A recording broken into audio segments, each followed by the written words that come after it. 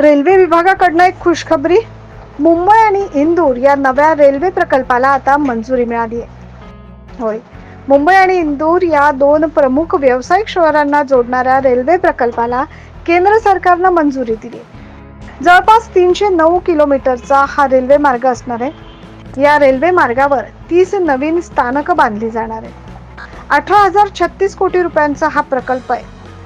नवीन railway मार्ग प्रकल्प सुमारे 1000 गावं आणि 30 लाख लोकसंख्येला जोडला जाणार.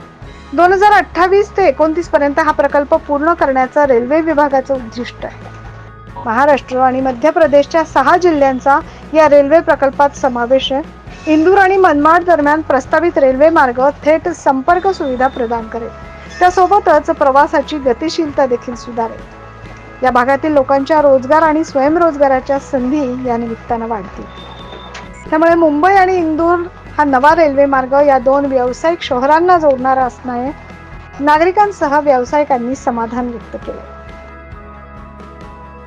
Bureau report 9 news Maharashtra.